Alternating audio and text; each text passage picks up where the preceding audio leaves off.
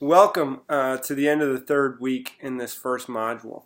You should be coming to a close on the ideation phase of what you're doing. That doesn't mean you're not going to continue to have ideas, that you're not going to pivot or change, etc.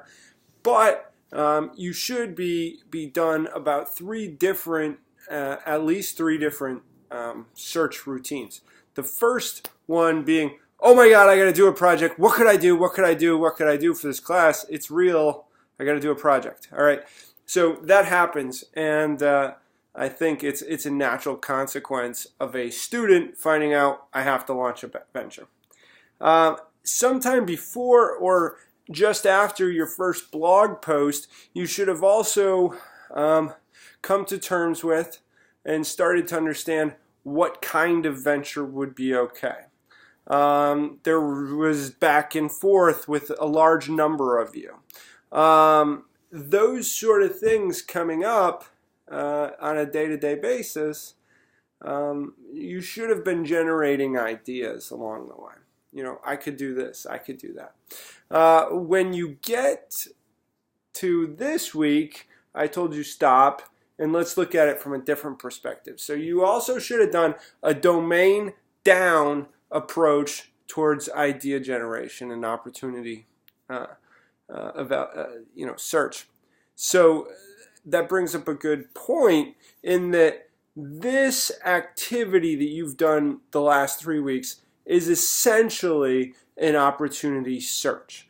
We have willing and interested entrepreneurs, potential entrepreneurs, trying to find that venture with which they can commit the resources and time to take advantage of an opportunity. There are other ways that opportunity comes into our lives, right? We are doing something and we find this opportunity by chance in our day-to-day life. Usually you have to be looking for it, right? A lot of times you see engineers, doctors, different people coming up with concepts from their work, especially from their day-to-day work and or their hobbies, that they find gaps, products that they need, solutions that they handcraft, etc., to fix a particular issue. And this is a little bit different, I think, than true opportunity search. You know, they weren't searching for an entrepreneurial venture, but they were living and had the opportunity recognition skills to determine that something was behind that idea.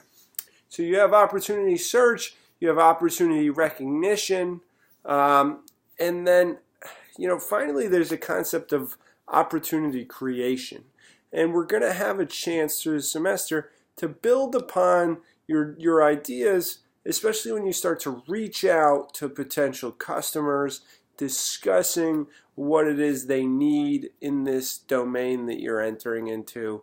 There's instantaneously, almost as you begin to approach customers, approach the marketplace, put yourself out there, feedback, right? If somebody tries it and and this would be good if this did this, and this, and this, and this, and this, blah, blah, blah. That constant feedback allows you to pivot more frequently, really start to understand what the market wants, and you create that opportunity further. A lot of times, it isn't until you're trying to build a venture in something you believe in that you can create that opportunity. You find out that the market itself is unaware of the need, or it's being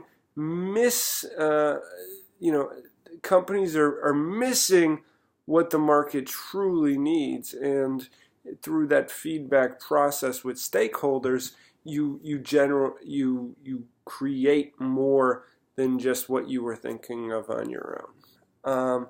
These are very basic overviews of some items with regard to opportunity, but they should allow your mind to start wandering and understanding it a little bit better.